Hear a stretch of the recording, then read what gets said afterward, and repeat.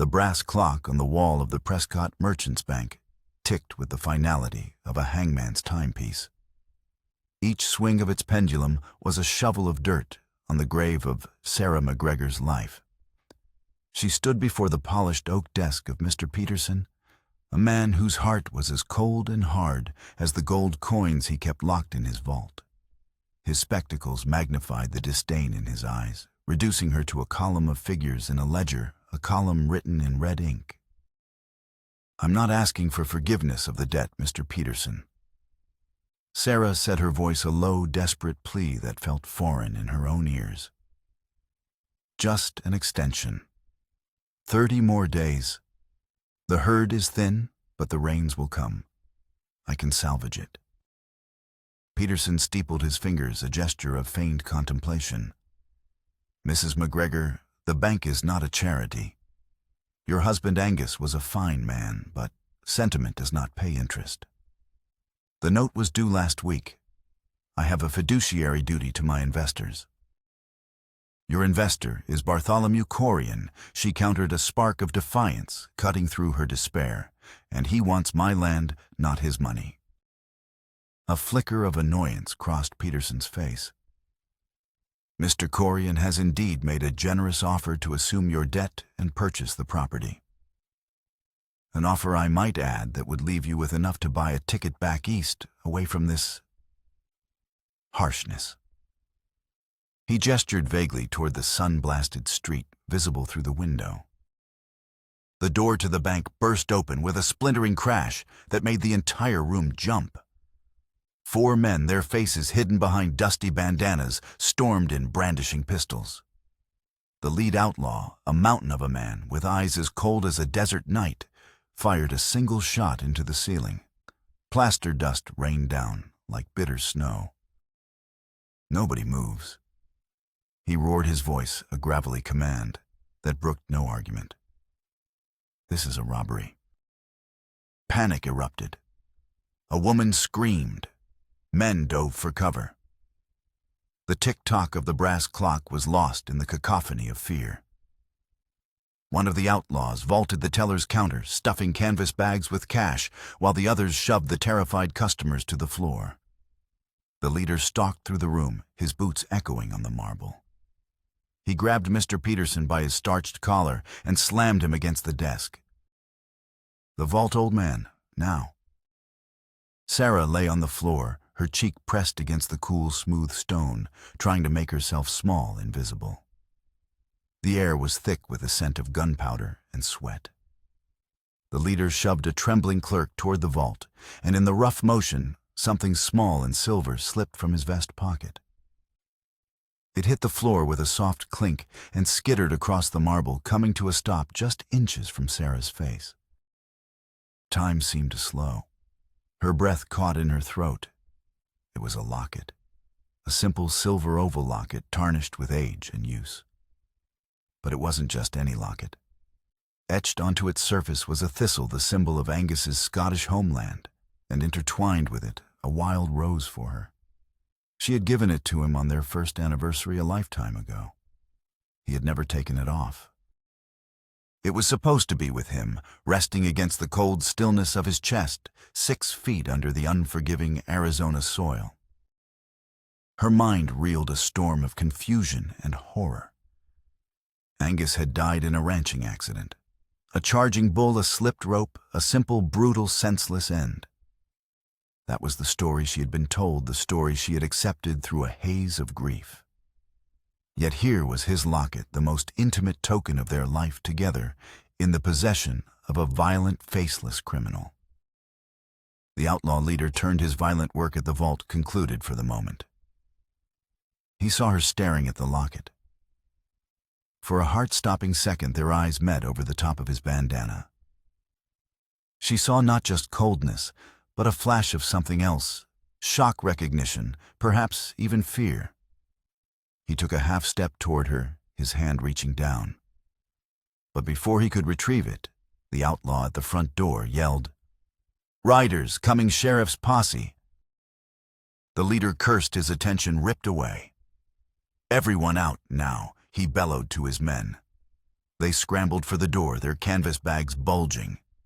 In the chaos of their escape, the locket was forgotten, left behind on the marble floor like a silver tear.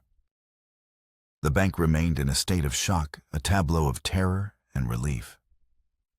But Sarah saw none of it. Her world had narrowed to that single, impossible object. Shaking, she reached out and closed her hand around it. The metal was cool against her feverish skin. With trembling fingers, she pressed the clasp. It opened. Inside, just as she knew it would be, was the miniature portrait of her smiling on their wedding day, and opposite it, the faded, stoic image of Angus.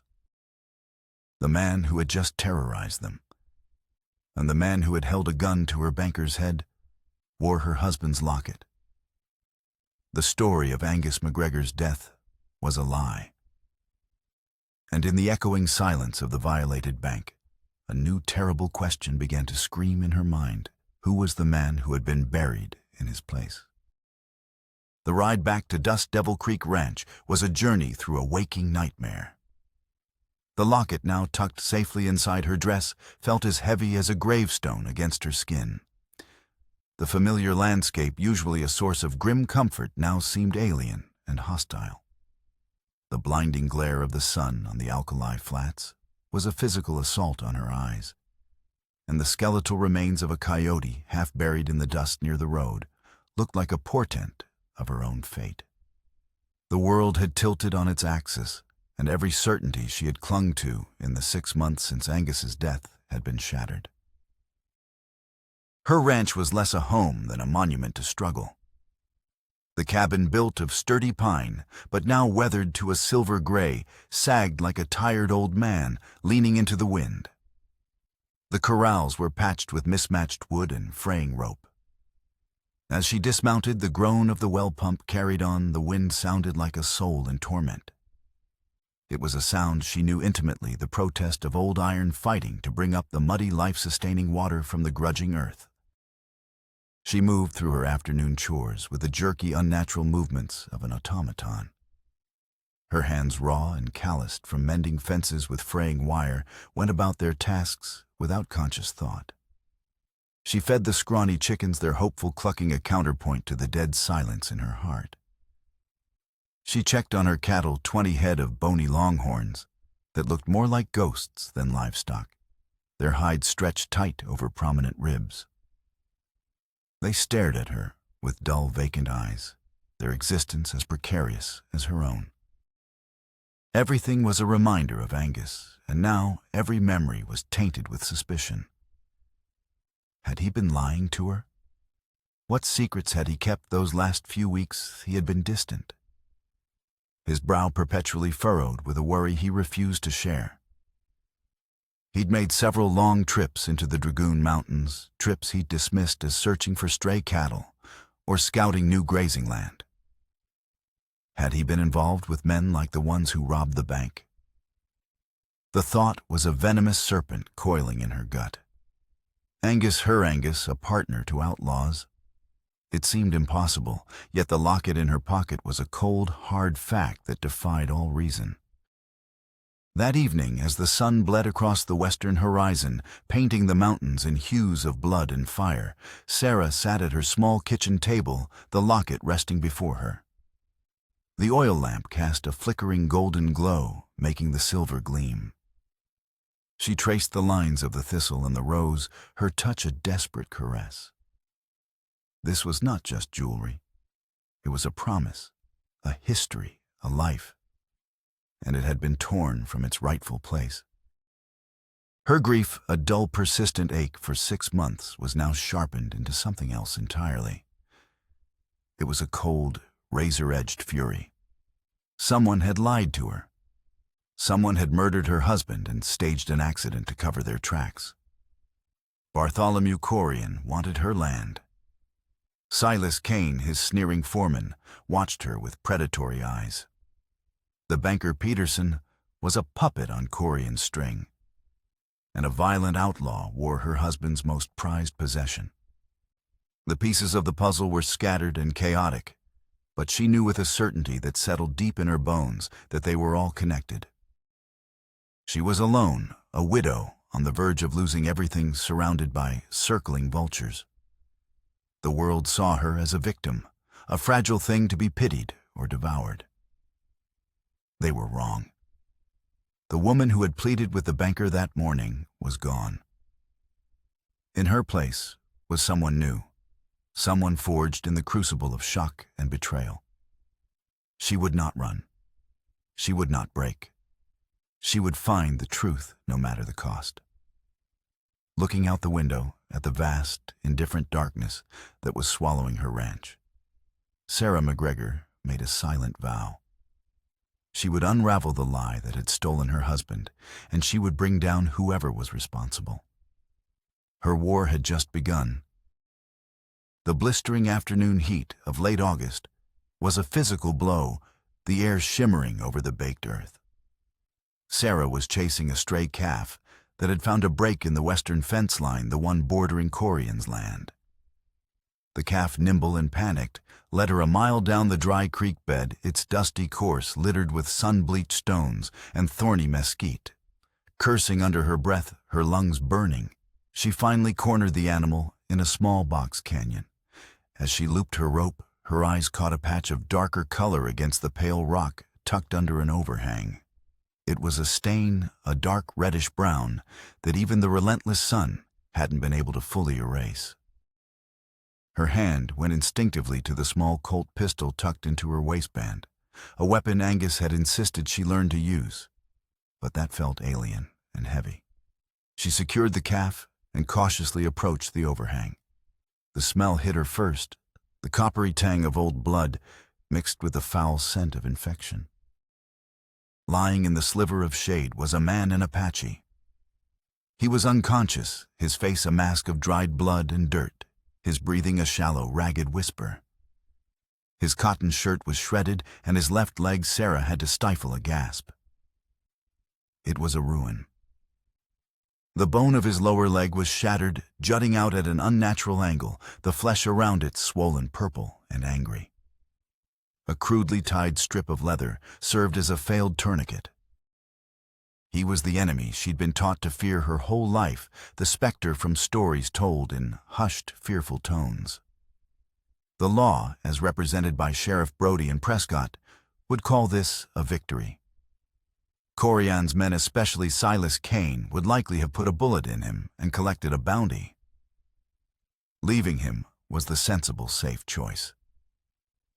Every instinct for self-preservation screamed at her to turn around and forget what she had seen. But as she looked at his face, she saw the lines of pain etched around his mouth and the vulnerability in the flutter of his eyelids. She saw not a demon, but a man dying in the dirt. This land had taken her husband. Corian was trying to take her home. Was she to stand by and watch another life extinguish in this God-forsaken dust? A wave of defiance, cold and sharp, cut through her fear. In that moment, staring at the dying Apache, she decided she was done playing by the world's rules. Dragging the unconscious man back to the ranch was a trial of fire and muscle. She laid him on a bed of clean straw in an empty stall in the musty barn. By the flickering light of a lantern, the injury looked even worse. She was on her own. Recalling her mother's lessons in rudimentary medicine, she set to work boiling water, sterilizing a knife, and tearing strips from one of Angus's old shirts. For 3 days, he drifted on the edge of death. Sarah barely slept, forcing broth and water down his throat, changing his dressings, and sitting with him through the long, silent nights. On the 4th morning, she entered the barn to find him awake. The fever had broken. He was propped up on one elbow, his black eyes clear and sharp, fixed on her with an unnerving intensity. They held no gratitude, only a cold, weary assessment. He was a cornered wolf sizing up the trapper. Sarah held up her hands in a gesture of peace, her heart hammering against her ribs. "I won't hurt you," she said, her voice a hoarse crackle. Water. You need water. He said nothing, his gaze flickering from her face to his splinted leg, then back again. He understood his predicament completely. He was crippled, helpless, and at her mercy. She placed a dipper of water and a piece of bread on the ground, just out of his reach, and backed away. It was a test. After a long moment with a pained grunt, he dragged himself forward and took the water, his eyes never leaving hers. A week into this silent, cautious dance of survival, Silas Kane rode up to her door. He didn't dismount, but sat atop his horse, a tall, rail-thin man whose cruelty was etched into the permanent sneer on his lips. He let his gaze sweep over the yard, lingering on the barn. "Heard you've been keeping to yourself, Mrs. McGregor." He drawled, his voice slick with false concern. Corian was worried. "Sent me to check on you." "I'm managing." Sarah set her posture rigid, her hand resting on the porch rail to stop it from shaking.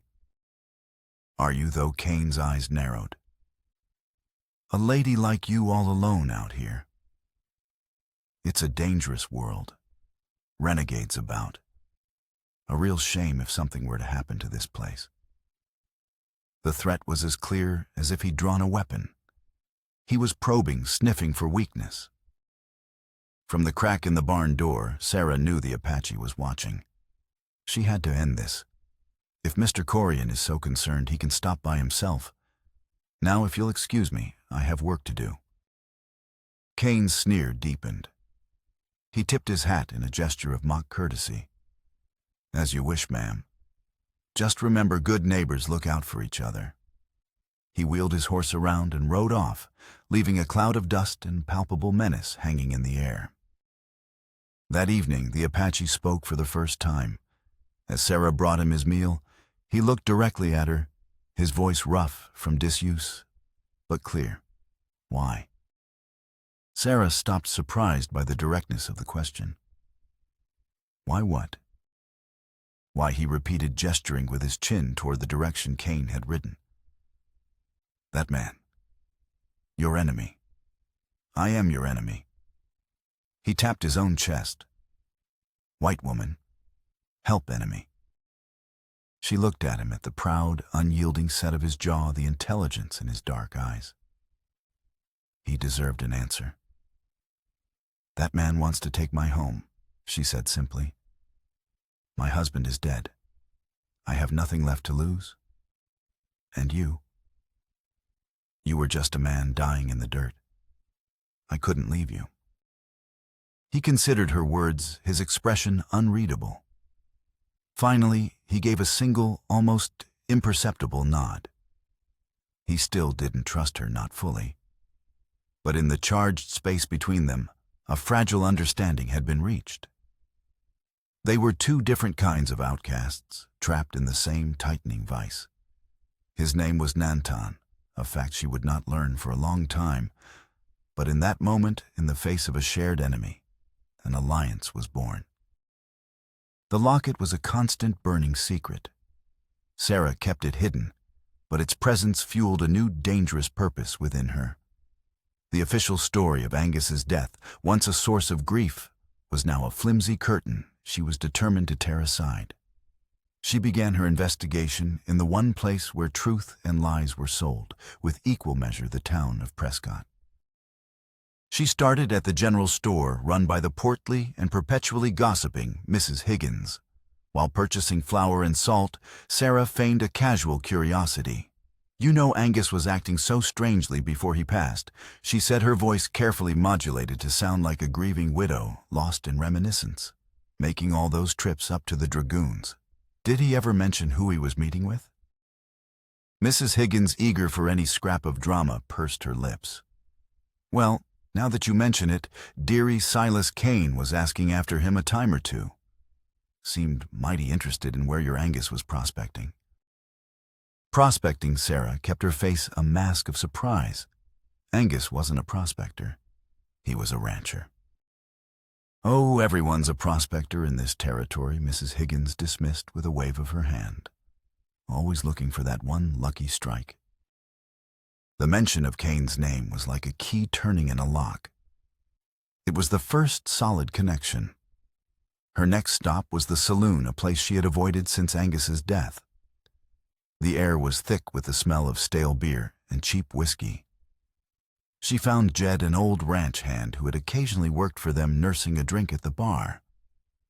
After buying him a second whiskey, she brought up Angus. "Jed, you were with him the day he died, weren't you?" Jed shifted uncomfortably on his stool, refusing to meet her eyes. "It was an accident, Sarah. A terrible accident. The bull went mad." "I know," she said softly, placing a hand on his arm. "But I keep replaying it in my mind. Was there anyone else around that day? Did you see anything unusual?" His eyes darted around the room. He lowered his voice to a conspiratorial whisper. Cain and two of Corian's boys were riding the fence line not a mile away. Heard the commotion. They were the first ones there after it happened. Cain's the one who helped me move the body. A cold dread washed over her. Cain was there. He had touched her husband's body. He could have taken the locket then. But why? Her discreet questions did not go unnoticed. 2 days later, as she was riding back from town, Silas Cain appeared on the trail, blocking her path. He was not sneering this time. His expression was flat and cold. "Been asking a lot of questions, Mrs. McGregor," he said, his voice soft and menacing. "Stirring up old dust. Some things are better left buried." "I'm just a widow trying to understand what happened to her husband," Sarah replied, her hand moving instinctively toward the Colt at her hip. "Your husband was clumsy," Cain said, his eyes like chips of ice. "He got himself killed. You'd be wise to accept that. Corian's offer on your land is still good. Take it. Leave. Forget you ever saw this place." He spurred his horse, riding so close that his stirrup brushed against her leg. "It would be a tragedy if you were to have an accident too." The threat hung in the air, as real and sharp as a knife's edge. Her investigation had struck a nerve. She was getting close. Back at the ranch, the atmosphere grew tense. The fragile peace she and Nantan had established was replaced by a shared sense of imminent danger. The attacks began a week later. They were not random acts of vandalism. They were targeted psychological blows designed to break her. First, a section of her northern fence was cut, the wire snipped cleanly. A dozen of her cattle wandered onto Corian's land and were promptly absorbed into his massive herd, an act of legalized theft she was powerless to contest. Then, one morning, she found her well pump sabotaged, a critical bolt removed and tossed away. It was a crippling blow, forcing her to haul water by hand from the creek bed, a back-breaking task that consumed her days and sapped her strength. Nantan, who now moved about the ranch with a pronounced, painful limp, watched it all with a simmering fury. He could not fix the pump, but he could fight back in other ways. He began to teach her his lessons, conveyed through gestures and urgent drawings in the dust. He showed her how to read the land to find the hidden signs of life. He led her to a small, almost invisible seep spring hidden in a cluster of rocks, a source of clean water that Corian's men knew nothing about. He taught her how to set snares, catching rabbits and quail to supplement their dwindling food supply. He showed her how to track, pointing out the subtle difference between the print of a deer and the heavier tread of a shod horse, teaching her to anticipate the movements of Cain's patrols. One evening, as she described the locket to him, sketching its design in the dirt, he grew unnaturally still. He stared at her drawing of the thistle and the rose, then pointed toward the Dragoon Mountains, his expression grim. He made a gesture of digging, of finding something hidden in the earth. He recognized the design. He knew what Angus had been doing in those mountains. A silent bond of shared purpose formed between them. She was hunting her husband's killer, driven by a need for justice. He was helping her, driven by an innate opposition to men like Corian and Cain, men who took what was not theirs and destroyed what they could not control. The sabotage was no longer just an attack on her ranch. It was an attack on their shared sanctuary. And as the pressure mounted, as their resources dwindled and their enemies closed in, the widow and the warrior prepared to make their stand. The first hint of autumn arrived, a crisp edge to the pre-dawn air that offered a fleeting respite from the relentless heat. The attacks on the ranch had ceased, replaced by an unnerving quiet that felt more like a predator gathering itself to strike than a true peace. Nantan used the lull to venture further from the ranch, his painful limp carrying him on wide, looping patrols. He was reading the land, searching for something. One morning, he returned with a look of quiet urgency in his eyes. He beckoned for Sarah to follow his movements, economical and precise. He led her away from the ranch, not toward the well-traveled trails, but deep into the broken, rocky foothills that rose up to meet the Dragoon Mountains. The journey was arduous, a scramble over sun-baked rock and through thorny catclaw bushes that tore at their clothes. Nantan moved with a pained but certain grace, his knowledge of the terrain absolute. He was following a path invisible to Sarah's eyes, a ghost of a trail marked by signs only he could read. After 2 hours, he stopped at the entrance to a narrow hidden canyon, its walls rising up like stone sentinels. The air inside was cooler, the silence profound. He pointed to a place halfway up the canyon wall, a dark scar against the reddish rock, partially obscured by a recent rock slide. It was the entrance to a mine. Angus Sarah whispered the name, a prayer on her lips. Nantan nodded grimly. He led her to the base of the rock slide, a chaotic jumble of boulders and scree. Tucked into a small alcove protected from the elements was a weathered leather satchel. It was Angus's. With trembling hands, Sarah opened it. Inside, wrapped in oilcloth, was a small leather-bound journal. Her heart hammered against her ribs as she opened it to the first page. The handwriting was Angus's, a familiar, steady script that now seemed to call to her from beyond the grave. The first entries were filled with hope. He wrote of discovering the canyon, of finding a promising quartz vein that glittered with the telltale yellow flecks. He had stumbled upon a fortune, but he knew he couldn't work the claim alone. He needed a partner, someone with muscle and grit. And that's when a new name appeared in the journal, a name that made the blood freeze in Sarah's veins. October 12th. Took on a partner today. A young hand from the C-Bar, Silas Kane. He's hungry, desperate to make a life for his wife and sick child. He works like a man possessed. I trust him. We made a pact, sealed it with a shared drink and a promise of brotherhood. I even gave him a gift, a silver locket to match my own, a symbol of our partnership. 2 thistles for 2 Scotsmen chasing a dream. Sarah gasped, her mind reeling. A matching locket. The bank robber hadn't dropped Angus's locket. He had dropped his own. The outlaw leader was Silas Kane. She read on, her horror growing with every page. The tone of the entries shifted from hopeful to anxious, then to outright fearful. November 5th. The vein is richer than I ever imagined. We've pulled out more gold in a month than most men see in a lifetime. But the wealth is changing, Silas. The hunger in his eyes has turned to greed. He speaks of what the gold can buy, of power, of leaving this place behind. He no longer speaks of his family. December 1st, Silas grows reckless.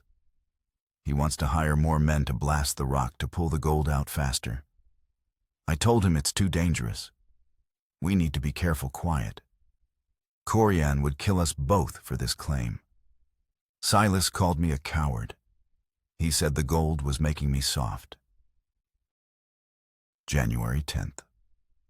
His wife died. The fever took her and the child both. He came to the mine today, a changed man. The light in his eyes is gone, replaced by something dark and broken. He blames me. He says if I had let him pull the gold out faster, he would have had the money to take them to a doctor in Tucson. He looks at me now, not as a partner, but as an obstacle. The final entry was dated the day before Angus's death. His hand was shaky, the words scrawled with frantic haste. February 15th. He knows I'm scared. He sees it in my eyes. He talks of the claim as his and his alone. He says I stole his future from him. He has been tampering with the support timbers in the shaft. He means to kill me to make it look like an accident. I have to get away. I'm taking what gold I can carry and leaving tonight. I pray I can make it back to Sarah. I have to tell her. The entry ended there. The page was smeared as if the journal had been closed in a hurry. Sarah sank to the ground and the journal clutched to her chest. The truth was more terrible than she could have ever imagined. The ranching accident was a lie. The charging bull was a story concocted to hide a cold-blooded murder. Silas Kane, her husband's partner, had killed him in this very canyon, likely by collapsing the mine entrance, and then returned to the ranch to stage the scene of his death with the help of his cronies. This was never just about land or water. It was about a hidden fortune in gold. Corion's pressure, the foreclosure, the sabotage, it was all a calculated effort by Kane using his boss's power to drive her off the land so he could reclaim the mine he believed was rightfully his. Her fight was no longer for a piece of dusty earth. It was for Angus. It was a fight for justice, a vendetta against the man who had murdered her husband and broken her world. She looked up at Nantan, his face a grim mask in the canyon shadows. He had known. He had led her here not just to find a mine, but to find the truth. Standing amidst the rubble of her husband's tomb, Sarah McGregor's grief finally burned away, leaving behind the cold, hard steel of vengeance. Armed with the terrible truth of Angus's journal, Sarah felt a surge of righteous fury. This was it, the proof she needed, the weapon that would bring Kane and his master down. She rode into Prescott with the journal tucked inside her saddlebag, its weight both a burden and a source of strength. She went straight to Sheriff Brody's office. She laid the journal on his desk, its worn leather cover a stark contrast to the neat stacks of official paperwork. "This is my husband's journal, Sheriff," she stated, her voice trembling with a mixture of grief and rage. "He wasn't killed in a ranching accident. He was murdered by Silas Kane." Brody, a decent man, caught in the gears of a corrupt system, picked up the journal and began to read. Sarah watched his expression shift from weary skepticism to shock, then to deep concern. He read the final damning entry twice. When he finally looked up, his face was grim. "Sarah, this is horrifying," he said, his voice low. "I believe you. I believe every word of this. But my hands are tied." "What do you mean?" she cried, disbelief warring with despair. "It's a confession. It details the motive, the method, everything." "It's a journal," Brody corrected gently. "It's your husband's word from the grave. In a court of law, Kane's lawyer would tear it apart as hearsay. It's your word against his, and without the body from that mine or another witness, I can't get a warrant to arrest him, let alone search Corion's land for a collapsed mine shaft. Kane will say you forged it to get out of your debt." The injustice of it stole her breath. The truth was right there in black and white, but the law was blind to it. She left the sheriff's office, the journal feeling impossibly heavy once more. She had shown her hand, and now her enemies knew what she possessed. The retaliation was swift and absolute. Her confrontation with Brody must have reached Corion's ears within the hour. The next morning, a notice was nailed to her cabin door. It was a foreclosure summons from the Prescott Merchants Bank. Citing her delinquent payments and the instability of her enterprise, the bank was calling in the full note. She had 48 hours to pay the entire balance or vacate the property. It was a death sentence. The time for legal maneuvering and quiet investigation was over. Corian and Kane were done playing games.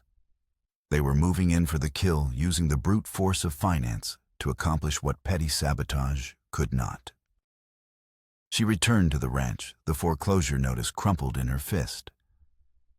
Nantan was waiting for her, his eyes questioning. She didn't need words to explain. He saw the defeat and the desperation etched on her face. She smoothed out the notice and showed it to him. He studied the paper, his gaze lingering on the stark finality of the date. 48 hours. They were trapped. There was nowhere to run, no one to turn to. The law had failed them. The town had abandoned them. They stood on a tiny island of resistance with the tide of Corian's power about to sweep them away. That afternoon, the sky began to change. The clear, merciless blue was slowly hazed over by a sickly, yellow-brown pallor spreading from the east. The wind, which had been a constant sighing presence, died away completely, leaving an oppressive, suffocating stillness. The air grew thick, heavy-tasting of dust and ozone. Nantan stood outside the cabin, his head tilted, sniffing the air like an animal sensing danger. Storm, he said the single word laden with meaning, big one.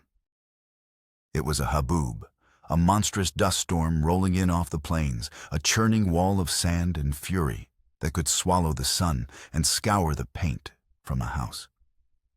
For anyone else, it was a terrifying omen, a signal to shutter the windows and pray. For Sarah and Nantan, it was something else. It was cover. It was chaos. It was a chance. As darkness fell prematurely, the wind began to rise, not as a breeze, but as a low guttural moan that vibrated through the very planks of the cabin. The first sheets of dust began to race across the plains, ghostly precursors to the coming deluge. Kane would use this storm. He couldn't risk her taking that journal to a federal marshal or a territorial judge. With the foreclosure notice served, he had his justification. He would come tonight under the cover of the howling wind and blinding dust to finish what he started. He would come to destroy the journal and its keeper, wiping the final pieces of his crime off the face of the earth. Sarah looked at Nantan, his silhouette stark against the bruised and churning sky. Fear was a cold knot in her stomach, but it was mingled with a fierce, defiant resolve. They would not be swept away. They would make their final stand here in the heart of the storm. The dust storm hit with the force of a physical blow. A monstrous rolling wall of brown grit and sand consumed the landscape, swallowing the last of the daylight and plunging the world into a suffocating amber-hued twilight. The wind shrieked like a banshee, tearing at the cabin, rattling the windows in their frames. The roar was constant, a deafening elemental fury that vibrated deep in the bones. Inside, the dim light of a single oil lamp cast long, dancing shadows. Dust as fine as flour seeped through every crack, coating every surface in a gritty film. Through the howling gale, another sound began to grow, a low rhythmic thunder that was not part of the storm. It was the sound of 1,000 thundering hooves. Stampede Nantan stated his voice, a low growl, barely audible over the wind. He uses the storm to hide his attack. Silas Kane wasn't just coming to kill her. He was bringing an army of panicked longhorns to obliterate the entire ranch, to create a scene of such utter chaos that no one would ever question the official story of a tragic accident. It was the final, brutal act of erasure. The first wave of cattle crashed through the western fence, the sound of splintering woods swallowed by the storm. The ground began to shake. This was it. The cat-and-mouse game began. The cabin was a death trap of the most obvious target. They slipped out the back door and into the maelstrom. The wind tore at them, blinding them with stinging dust. Visibility was less than 10 feet. The world was a swirling vortex of noise and grit. They took refuge behind the stone well, its sturdy construction offering a small bastion against the chaos. The stampede was all around them, a river of horned, terrified beasts, their forms ghostly and indistinct in the swirling dust. The thunder of their hooves was a physical pressure against Sarah's chest. Through a momentary thinning of the dust, she saw him. Silas Kane on horseback, a bandana pulled high over his nose, his eyes burning with a feverish intensity. He wasn't with the other riders pushing the herd. He was alone, circling the cabin, his pistol drawn. He was hunting them personally. He dismounted, tethering his horse, and kicked open the cabin door. The empty interior was a momentary confusion. He emerged, his head turning, scanning the chaos. His gaze locked onto their position behind the well. A cruel, triumphant grin split his face. He advanced on them, a predator closing in on cornered prey. Nowhere left to run, widow, he screamed over the wind. "Give me the journal." "You'll have to kill me first," Sarah yelled back, raising her Colt, her hands shaking but her resolve firm. The final confrontation was not a clean, honorable duel. It was a desperate, brutal scramble in the heart of the tempest. Kane fired the muzzle flash, a brilliant momentary star in the gloom. The shot went wide, splintering the wooden frame of the well. Nantan lunged not at Kane, but low at his knees. His bad leg buckled, but the move was unexpected, throwing Kane off balance. They wrestled in the dirt, the wind and dust their only witnesses. Sarah fired again, the bullet tearing through the sleeve of Kane's duster. He roared in pain and fury, shoving Nantan aside and lunging for her. He was bigger, stronger. He grabbed her wrist, twisting it, until she cried out in pain, the Colt falling from her numb fingers. He backhanded her, sending her sprawling. "You cost me everything." He snarled, his face inches from hers, his breath hot and foul. "Angus betrayed me. He was going to steal it all, the whole claim. He left my wife and child to die of fever while he sat on a mountain of gold." He reached into his own pocket and pulled out the second locket, the one with 2 thistles, and shoved it in her face. "He gave me this sign of our partnership." Then he spat on it. He deserved to die. He raised his fist to strike a final killing blow. But before it could land, a voice, calm and clear, cut through the storm's roar. "He did not betray you." Nantan stood a few feet away, leaning heavily on a piece of splintered fence post. He was bleeding from a cut on his forehead, but his eyes were clear and steady. Kane laughed, a harsh grating sound. "What would you know, you filthy savage?" "I was there," Nantan said, his voice carrying an unshakable authority. "I was hunting in the high canyons that day. I saw." Kane froze, his fist still raised. Angus was not alone when the rock slide happened. Nantan continued his words, painting a vivid picture against the canvas of the storm. A third man was there, a rival prospector. He argued with Angus, tried to claim the mine. They fought. The prospector in his rage lit a dynamite fuse and threw it, trying to seal the mine and kill your partner. The explosion was too big. It brought the whole mountain down. Nantan's gaze was piercing. Angus did not die in the main collapse. He was pinned by the first falling rocks near the entrance. He saw the prospector get buried. He knew you were still alive, trapped deeper inside. With his last breath, he used his knife to carve a sign on the rock outside. A warning. He was protecting the claim. For both of you. The final twist landed with the force of a physical blow. Kane stared at Nantan, his face a mask of disbelief, then horror, then utter devastation. The entire edifice of his hatred, the rage that had fueled him for months, was built on a lie. He hadn't been avenging a betrayal. He had been desecrating the memory of a man who had died trying to protect him. No. Cain whispered, the sound swallowed by the wind. No. The fight drained out of him, replaced by a hollow, soul-crushing despair. He stumbled back from Sarah, his eyes vacant, seeing a ghost from a past he had completely misunderstood. The vengeful killer was gone, replaced by a broken man, haunted not by a ghost, but by the truth. As if summoned by the resolution of the conflict, the wind began to falter, its shriek diminishing to a weary moan. The dust started to settle, and through the clearing gloom, the distinct shape of riders appeared, led by the unmistakable figure of Sheriff Brody. The fury of the storm abated as quickly as it had arrived, leaving behind a world transformed. The wind died to a whisper, and the thick, choking dust settled, revealing a landscape of muted grays and browns under a sky the color of a fresh bruise. Sheriff Brody and his posse rode into the yard, their faces grim, their guns drawn. They found a scene of silent, exhausted devastation. The ranch was a wreck, fences flattened the ground, churned to a muddy pulp.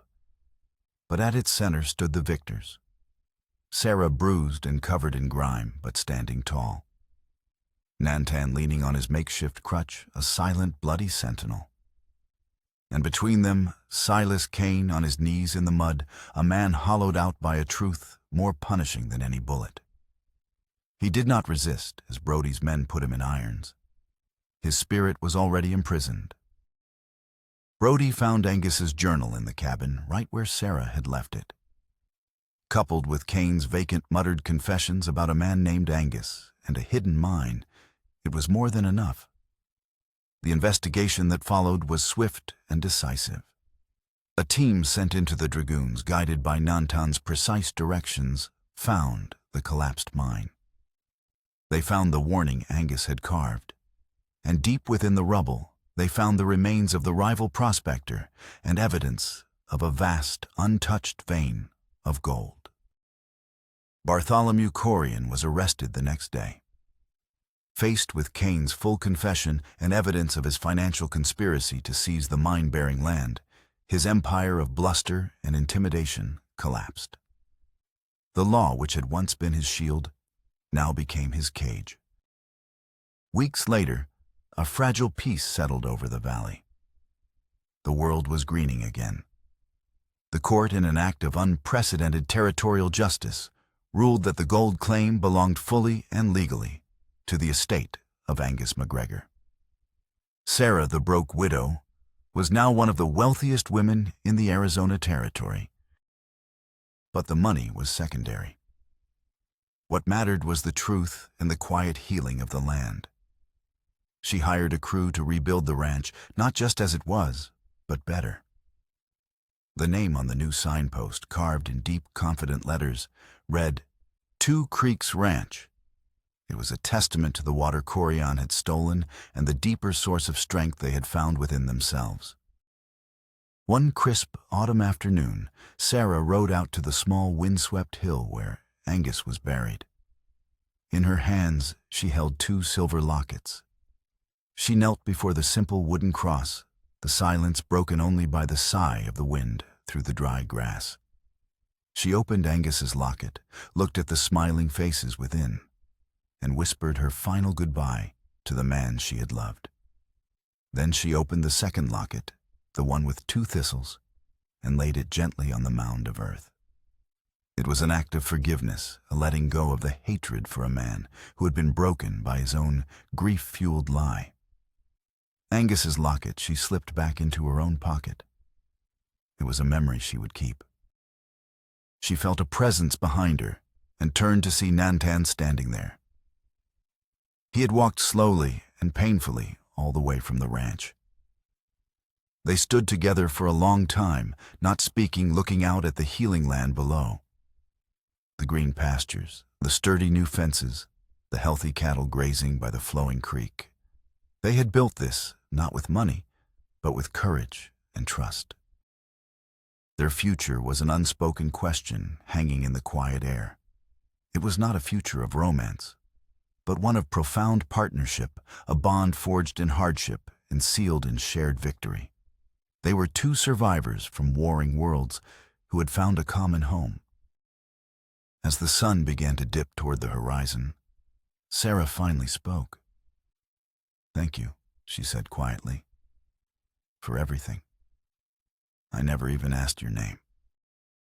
He looked at her, his dark eyes holding a depth she was only just beginning to understand. For the first time, she saw a true, gentle smile touch his lips. "My people call me Nantan," he said, his voice soft. "It means chief or leader. But my given name is Dasan." He offered her his name, a gift more precious than all the gold in the mountain. It was a sign of ultimate trust, the final brick laid in the foundation of their new life. A widow and a warrior, a rancher and a chief, they turned from the grave and looked toward the future, their two silhouettes merging into one against the setting sun